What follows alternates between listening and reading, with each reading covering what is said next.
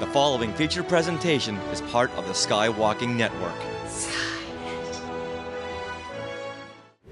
This is what you can look forward to on episode 532 of Skywalking Through Neverland. Details on Luke Skywalker's love life. Every fan wants to know that. But if you don't know that little bit of history, you don't get the joke. Yeah. But if they're studying the Renaissance, they know that.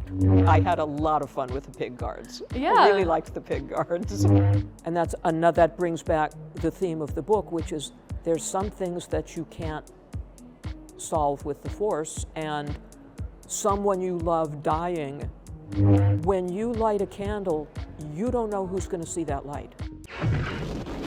Are you ready? Off to Neverland. Here we go! A long time ago, in a galaxy far, far away. To all who come to this happy place, welcome. Disneyland is your land. When I first made Star Wars, everybody in Hollywood said, well, this is a movie Disney should have made. You're more than just fans. You're family. Best day ever! Secrets lab. It's about family, and that's what's so powerful about it. Hey. When you use a bird to write with, it's called tweeting. When we visit the world of Disney, we never grow old. It's a Peter Pan, Never Land that keeps us young in heart. This is Jedi Master Obi-Wan Kenobi, and you are skywalking through Neverland. I have a good feeling about this. Hey, Skywalkers! In this episode, we speak with author Barbara Hambly, recorded at Legacy Expo. She is the author of the Star Wars novels Children of the Jedi and Planet of Twilight. And she has some things to say about Luke Skywalker's love life and Gamorrean guards. And we also shout out the Skywalking Force. But for right now, we want to welcome you back to Skywalking Through Neverland. I am Richard Woloski. Now, everyone, please say hello to my sweetie wife, Sarah, who is sitting right next to me. Oh, that was terrible. That was awful. Yes, it was. I deserve a present for that. Oh, okay, you'll get a present if you. That's good because all the Wicked merch is coming out tomorrow. Oh, no. Whenever I do something bad, Sarah gets a present. And I couldn't think of anything to say after my sweetie wife, Sarah. That means I get all the Wicked things. But you're my sweetie wife. What more can we tag on to than that? That's period. You are my sweetie wife. I love that, but you say that all the time. So when you say something all the time, it loses meaning. What are you saying? I'm so when I say it to you, like, hey, extra. Sweetie wife, let's go to Disneyland. It's like, Oh, well, see, that was the okay. Extra. The Disneyland was the extra, so then I get or excited. If I say, hey, my sweetie wife, I love you. Then that's good. That's extra, too. I'm very confused about your rules. Yes, all it means is that I get Wicked stuff. Okay, that's how the rules work. Okay. All right. Skywalkers, we are your enthusiastic podcast destination for the many decades of your Star Wars, Disney, Marvel, and pop culture fandom. So guess what, everyone? What does Chewbacca want to say to you guys? It's time for your weekly Wookiee hug and your little sprinkle of pixie dust for our family of Skywalkers. Oddly enough, that clip of Chewbacca was taken from the Jimmy Kimmel Show. Now, we are being sponsored by Small World Vacations, and they are a diamond-level Disney vacation planner travel agency and can help you book your trip to a Disney park around the world, a Disney cruise, or like us, to the Universal Studios theme parks, like the ones we're going to next week in Florida when we visit Epic Universe. There's only one place we would call, and that would be Small World Vacations. We can call them. I'm not sure who would answer, because who answers phone calls these days? No, you got to schedule them. Yes, you do. Or you can do what most people do. Use the internet. Go over there to smallworldvacations.com for a no-obligation price quote and tell them Skywalking Through Neverland sent you. And Skywalkers, we have a new sponsor. It is Spirit Jersey. And Richard, you are wearing a Spirit Jersey right now. I'm wearing my Revenge of the Sith Spirit jersey they just sent us. Mm-hmm. You gotta stand up and show the back, because the Spirit jerseys are all about the back. Okay, check it out. All right. Oh, yes. Perfect. Yeah. No, scoot back. Yeah, perfect. You got it right there. Revenge of the Sith. You got episode 3, Revenge of the Sith on the top. You've got Darth Vader. You have, and then of course You know, you have Anakin and Obi-Wan on either side of Darth Vader's image, and then they're fighting. You know, it's depicting the Mustafar battle. Yes. Revenge of the Sith insignia. And what was the first thing I said when I put this on? This is So so comfortable. comfortable. And it is. This is the most comfortable shirt that I own. So they have been sponsoring many of our giveaways. For our trivia shows. The last 3, I believe. Mhm. And now we have an affiliate link with them, which means that if you type in our discount code, you get free shipping on anything. So you can buy 1 Spirit jersey, you can buy 1 t-shirt, you can buy something small and get free shipping. And that discount code to put in is Skywalk Neverland. So it's SKYWLKNVD. Basically, no vowels. And Right. we'll put that website link in our show notes as well. We'll also embed it right here when we do this in post. Exactly. And you guys get free shipping anytime you use that code.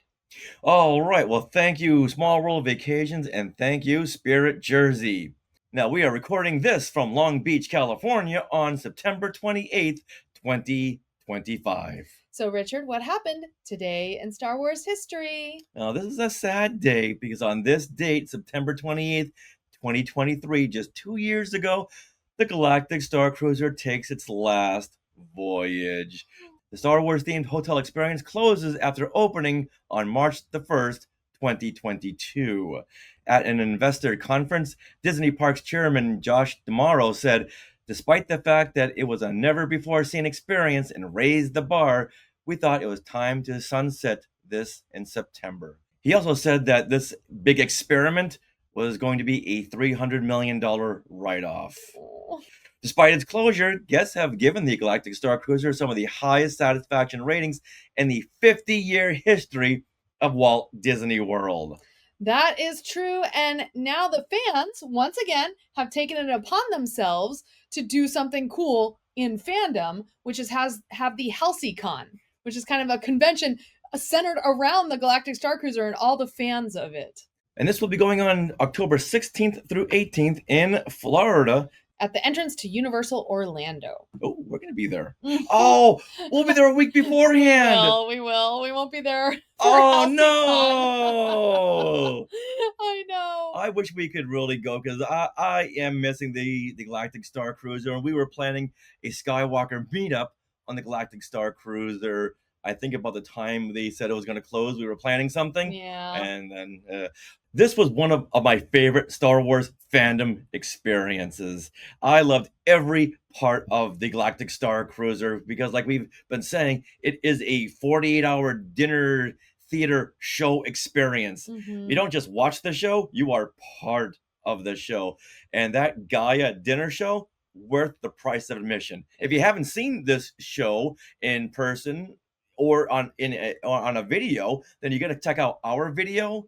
You can check it out on our YouTube channel. Yeah. We have a whole Galactic Star Cruiser section, and we did a whole dinner show video. And you had, Sarah, I don't know how you did this, but you put the words, the captions. You captioned all of her lyrics. Mm-hmm. Wow, that was an undertaking. It was, and that was before this music was available on iTunes with the captions auto-generated. So yeah, it was very tedious, but very interesting because a lot of the story of one of the routes you can take on the Halcyon is embedded in her song. But you know what? The Galactic Star Cruiser lives on in the Mandalorian and Grogu film. In the teaser trailer that just was released last week, we see the Mandalorian walking into the distance of this city, and there's an Erebush.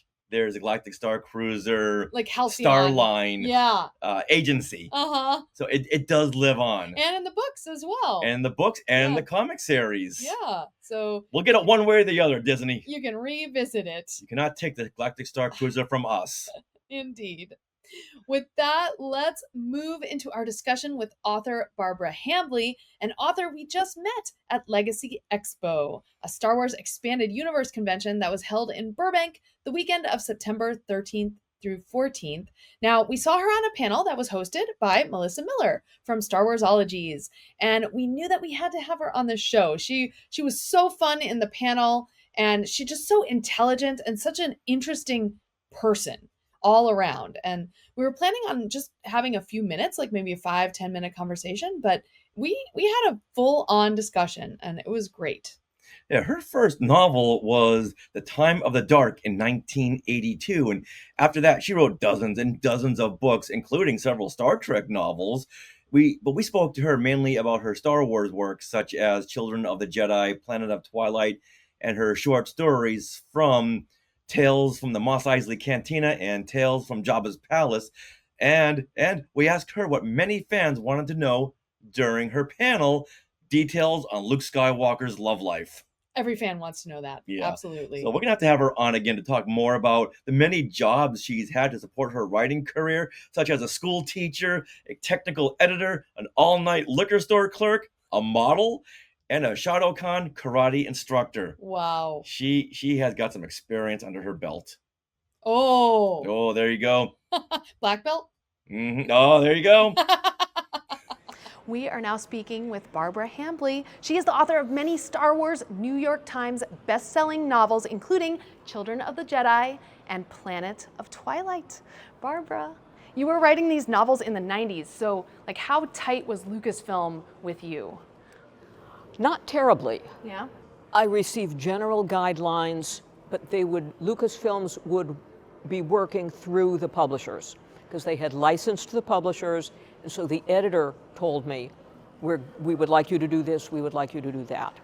So I did not work much with Lucasfilms. Now, a couple of years later, when Star Wars Adventure Journals asked me to write a story for Star Wars Adventure Journals, and I wrote Murder in Slush Time, which is the tale of love, passion, and murder on the planet of the Pig Guards. And so when they asked me to do that, I said yes, but because it was West End Games who did the Adventure Journal, they sent me like a cubic yard of West End Games books so that I didn't have to waste time and energy trying to invent different kinds of starships. I could just look it up, and then everything would be connected with the rest of the universe. And that's one of the things that I really appreciated about working with Lucasfilms, working with any of the Star Wars stuff, is they were very good about coordinating. Okay, this was done in this book, that was done in that book. We've already established this. We've already established that this doesn't exist. Mm-hmm. We've already established nobody's going to go there. Right. And they were very upfront about it. Okay. Was there anything in that information that was given that kind of sparked a story for you? Oh, yes. Murder in Slush Time, they basically gave outlines of what civilization, well, you can't call it exactly civilization, the Pig Guards had, which is that, it's an agricultural society and it's very feudal. That sparked, and I don't remember whether this was in the West End Games or I think it was in the West End Games, where it's the females who run the economy, the females who own the land, because the males are too busy fighting. Right, I was going to say. They're the Pig Guards, and all they do is fight with each other, and the birth rate on that planet is about 12 males per one female. Wow. So the females run the economy, and the males just want to find a female to kind of take care of them while they go around and be pig guards. That was kind of what sparked my ideas there. I had a lot of fun with the pig guards. Yeah. I really liked the pig guards. Yeah, you know what? It's funny because I was a reader before I saw the original trilogy, but I read the novels. That's really how I got into Star Wars fandom. And so I would call them Gamorreans. Gamorreans. And it's like Gamorrean, apparently. But no, in my head... I just pronounce it Gamorrean. I don't know whether anybody else does. Exactly. No, Gamorrean is correct. So can you tell us a little bit about your writing process? Like when you have to write characters like Luke Skywalker, do you watch the movies to kind of get his voice in your head? Yes, that's exactly what I do, is if I'm writing, when I was writing Children of the Jedi and Planet of Twilight, I watched the movies to duplicate as well as I could his speech patterns, the kinds of things that he would say. You know, watching Luke's character, he reminds me a lot of the boys going cruising in American Graffiti. Oh, yeah. Is, you know, on Earth, he would be out all day working on his car. Okay. He's got an engineer's mind, and I think that's one reason why he gets along with Han Solo so well, because of course Han Solo is also another one of the guys who'd be out working on his car. Bob and Falfa. Yes, in fact he was. When I was writing, actually both of those, both Children of the Jedi and Planet of Twilight, as I said on one of my panels, one of the first things I did was make it so that he could not use the Force. Ooh, yeah. In Children of the Jedi, the whole story was about there's some things you can't use the Force. Mm-hmm. You know, there's some problems that the Force will not solve. Right, and that makes it kind of a more compelling novel, and you can put more challenges in there. Yeah, and you know, in Children of the Jedi, you know, the first thing that happens is he gets seriously injured at a place where there is no medical backup. So he is using the Force just so that he won't go into shock and die. Right. And that means that as he's on this weird ghost ship with a bunch of Gamorreans who think they're stormtroopers, he's got to deal with all of this without being able to use the Force. Mm-hmm. On Planet of Twilight, one of the first things he learns on that planet is that if he uses the Force, it will trigger weird electrical and geological events that could kill other people on the planet. And so he can't use the Force. So it's like, no, you've got to use your brain. You've got to use your heart. Yeah. You've got to use who you are inside, which, of course, looked at from a wider standpoint means it's just another way of the Force. It's just another use of the Force. Yeah. If everything is the Force, and everything is the Force, you got to use the non-Force Force part of the Force. Not the cosmic Force, not the internal Force, but yeah. That's cool. Yeah. Wow. Now, we saw you on a panel yesterday where many of the fans were interested in Luke's relationship with Callista, yes. Jedi Knight Callista Ming. So for anyone who doesn't know about this, can you tell us about that relationship in Children of the Jedi? In Children of the Jedi. Luke encounters Callista. Luke is on this ghost ship with all sorts of like Jawas and Tusken Raiders who think that they're stormtroopers. And the ship is haunted by what appears to be a ghost.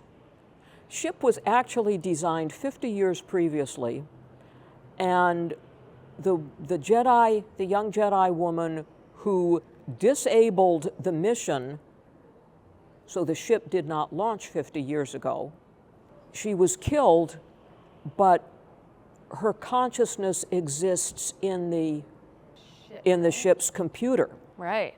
One of the subplots of this story is one of Luke's own students, Cray, computer programmer, bioengineer. Her beloved is ill with a degenerative disease. She builds an android and programs the android with his feelings, everything he remembers. You know, it's like his entire personality is programmed into this android. He dies, and she discovers it's not him. It's an android duplicate of him, but it's not him. And that brings back the theme of the book, which is there's some things that you can't solve with the Force, and someone you love dying, you can't do anything about that. Right. At the end of the story, basically, because she is she is a Jedi because Callista, who has been living for the past 50 years in the eye of Palpatine's gunnery computer, Callista comes in, Cray dies so she can go be with her beloved, and Callista moves into her body. And at that point, the editors informed me that they have decided that no, Callista is not going to be the great love of Luke's life, someone else is, and please write her out of the story. Oh, no. And so I rewrote this very ambiguous ending that, yes, she has taken over, she has entered into a human body again, but she has lost her ability to use the Force. And she realizes there's nothing she wouldn't do. She doesn't trust herself. When you're cut off, if a Jedi is cut off from being able to use the Force, she's looking at herself and saying, would I turn to the dark side to get this back? I don't know. And she understands that she is a danger to Luke. This wound in her is a danger to Luke, and that's why she leaves Luke. Okay, but I do, like in the novel itself, like Luke is talking to the computer, right? And gradually kind of falls kind of in love with the computer. Oh, yes. That's what I remember. Yeah. Luke is very much in love with Callista. Even before she returns to a human body. So then Planet of Twilight is, he's looking for her, and she has fled from him. He's at the end of Planet of Twilight, he sees her from a distance, and he understands that the danger is too great, and he trusts her judgment. And bummer. Yeah. But again, not my sandbox, not my toys. Yeah. I was really pissed off at this. Not my sandbox, not my toys. And then, of course, when the whole shooting match went over to Disney, and Disney essentially said, that's no longer the backstory, none of that ever happened. Then my annoyance dissolved because if you want to look at, again, if everything is the Force, if everything is everything, then that's part of everything. That's part of the deal. And if that's the worst thing that happens to me in my life, I'll be perfectly happy. That's a very healthy way of looking at it. Like you had to use the Force yourself to get over that. Yes. Yes. You also wrote for Tales from Jabba's Palace? Yes. And Tales from Mos Eisley Cantina. Yes. Now, in that, I know Lucasfilm is giving you certain parameters. Were you given certain characters and stories you had to deal with, or could you kind of pick and choose from that sandbox? Well, Kevin Anderson was the head of that, of both of those projects. Tales from the Mos Eisley Cantina was just my little joke about if we're talking about a dinner date and he thinks he's going to have a date and she thinks she's going to have dinner. Oh, no. But Tales from Jabba's Palace, Kevin came up with there's sort of an underlying backstory that Jabba knows someone in the palace is going to try to assassinate him. Yeah. And so Kevin said, use one of the characters that you see on screen. Oh, okay. And I said, actually, I would like to use the one character that you don't see on screen. You know Jabba the Hutt has a personal chef. And that has got to be the worst job in the entire galaxy. And so I wrote the story about Jabba the Hutt's personal chef and what he was doing that day. And of course, what he was doing that day is he has fallen in love with Leia. Of course, as one does. As one does. And he knows that she's in love with Han, and he also knows that when somebody comes out of cryo-freeze, they are dehydrated, they are debilitated. And the only thing that he can do for the girl he loves is to sneak food to Han so that he will have the physical strength to make his escape. He's so nice. Yeah, well, he was based on my husband. Oh, cool. And of course, with the kind of luck my husband had during his life, God bless him, somebody finds out and they assume that this means that he is the one who's attempting to assassinate Jabba, and at the end of the story, he is dragged away screaming to be executed. Oh no! Did your husband read these stories? Oh gosh, yes, he wrote one of these stories. And then at the little ending piece where it says what became of all of these people, after Jabba is killed, the chef, his personal chef, and the owner of the Rancor loot Jabba's treasury and run away and open a restaurant. That's so great. Yeah, I love your sense of humor in these stories. Well, thank you. Also, what compelled you to write a murder mystery? Or was that just, Kevin J. Anderson saying? Oh no, I love writing murder mysteries. Okay. Murder mysteries, good murder mysteries, they're all about character. Reading murder mysteries, nobody gives a shit who murdered Colonel Moran. They want to see Holmes and Watson in action. Yes, that's true. All the Sherlock Holmes stories, they're about Holmes and Watson. So with a murder mystery, you can work on characters and you don't really have to worry about what am I going to write about. It's like, hey, we found a body in the library. Or in one of my murder mysteries, somebody drops the coffin on the way to burying it in the grave, and they discover there's a total stranger in the coffin, and who is this guy? And, and one of the people in the burial party says, I went to college with him. What the hell is he doing in New Orleans? Right. But you don't have to come up with, gosh, am I going to write about my childhood? Am I going to write about true love? No, we're going to write about the body in the library. Yeah. But it's an infinitely flexible genre. Okay. And as a historian, I have a master's degree in history. I know how to do research. Mm-hmm. As a fantasy writer, I know how to do world building. Yeah. This is very natural. All the stories I write are puzzle stories. Takes someone very smart to do that, and you are very smart. We love those stories. Thank you. What do you like best about coming to conventions? Meeting my friends and meeting other people, meeting fans, meeting the other people that I've met, the other writers I've met, the other people connected with the convention. And more, it becomes about meeting and talking to people and having encounters with people. Do you have a favorite fan encounter story that you'd like to share? Well, I shared this at a panel, I think yesterday. A long time ago, I wrote a bunch of Star Trek novels. I'm at a signing at a convention, signing mostly Star Trek novels, and signing one from a fellow who said, this novel kept me from committing suicide. Wow. And of course, my immediate reaction was, oh shit. You're speechless with that. Yeah. And then, of course, I thought, it's a damn Star Trek novel. How could that happen? And, then I thought, you never know what's going to happen.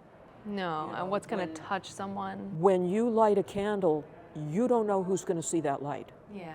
And it may be somebody who really, really needs to see light. Mm-hmm.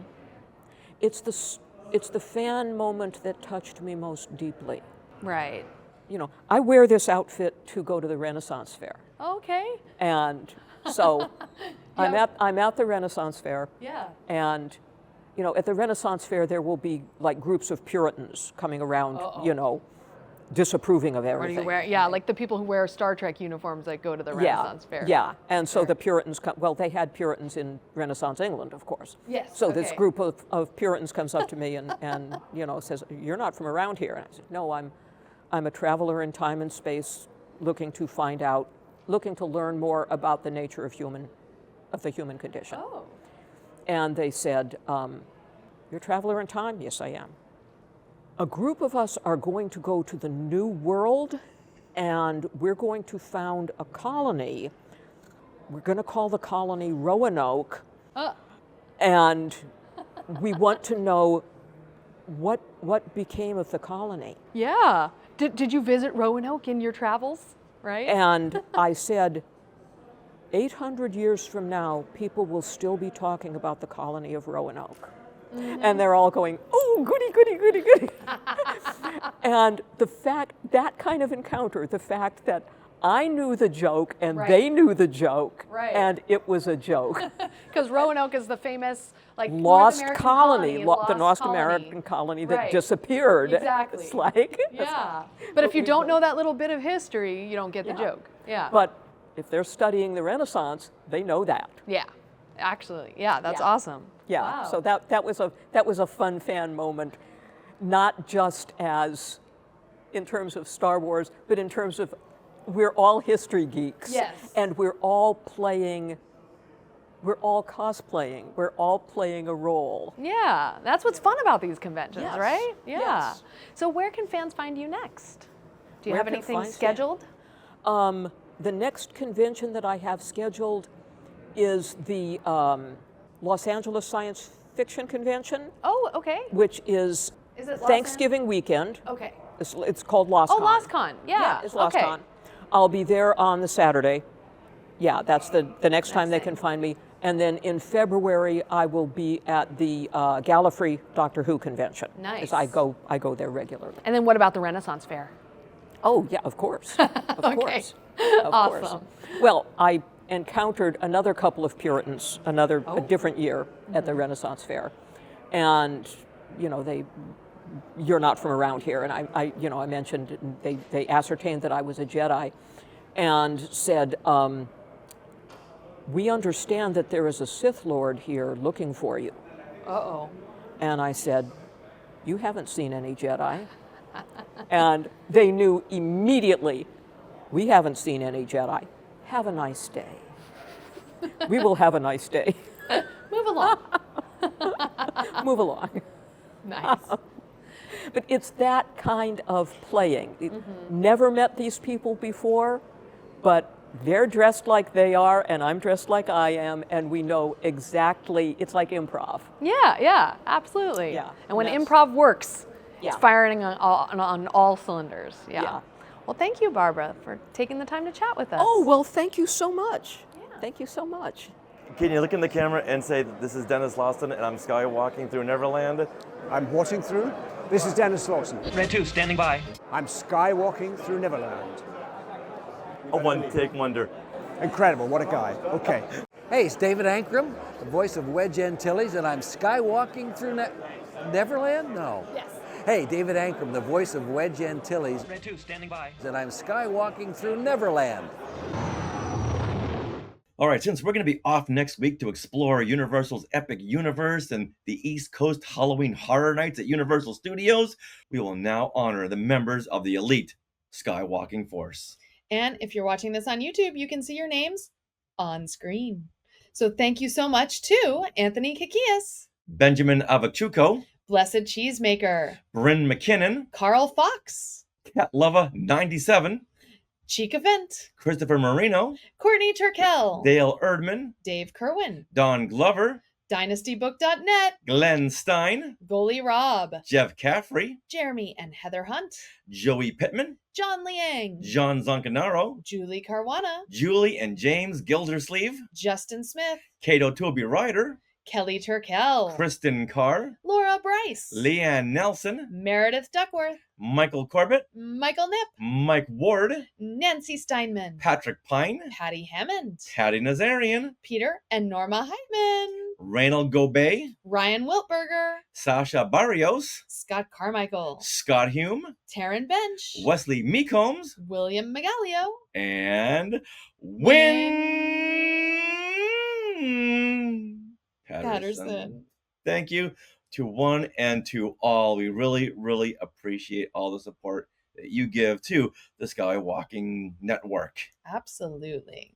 So next week, Skywalkers, we will be off. There will be no episode, but then we'll be back with several Halloween episodes including our experience at Universal's Epic Universe, also talking about Halloween Horror Nights there, and also we've started to do another retrospective of The Creature from the Black Lagoon. Last year we did Frankenstein. We put out a poll. What does everyone want to see next for 2025? And overwhelmingly, everyone said The Creature from the Black Lagoon. Yep. So you ask, we give. Well, that wraps up episode 532 of Skywalking Through Neverland. We want to thank Barbara Hambly for giving us so much of her time at Legacy Expo. We're going to have her on because we want to hear all about her modeling career and being an all-night liquor store clerk. There's a story there. And a karate instructor. All those things. Plus, writing for Star Trek books, too. We would have asked her about that during our discussion, but she had another panel to get to. Indeed. Skywalkers, please subscribe to our YouTube channel, and you can also find us on all socials at Skywalking Pod. Now, also join us every Monday night at 6 p.m. Pacific time for Things We Want to Share. This is our weekly show where we go over the things we have done this past week. You know, we go to Disneyland a lot. We go to Universal Studios a lot. We've been doing so many fun things that it expanded onto its own show. So every Monday night, we go on, we tell everyone about the things we've done. We invite the Skywalkers who are watching to come on, share something they've done, share things that they have in their collection, new things that they've gotten at conventions or wherever. We invite you on. It's your show as much as ours. And Skywalkers, are you interested in our books? Autographed copies of Today and Star Wars History are available now, and they are available at skywalkingthroughneverland.com/book. Now, do you look forward to our conversations and live streams every week and want to support Skywalking Through Neverland? Well, consider supporting us through the Skywalking Force, which is our Patreon. We only need a few more to hit the magic number of 50. Yeah, there are 46 of you. 46 of you. Look at all of you. Yeah. Whoa. Yeah, the Skywalking Force. Well, this elite squad has its own dedicated podcast feed that contains early access to many episodes and bonus content like an entire John Williams Hollywood Bowl concert. He even said, hey, this is for you, the Skywalking Force, but we had to cut that out of the video, so don't ask any follow-up questions, okay? If you want all this, just head over there to skywalkingforce.com and have a look at all the options. And thank you to those who are already part of the Skywalking Force. Do you want to see something at the Skywalking Force that just helped us purchase? These new little mini lights. Here, show them the whole tripod. It's there so you cute. go. Little tiny mini lights, because we need more light in our studio. So we got a couple of these mini lights thanks to you, the Skywalking Force. That's right.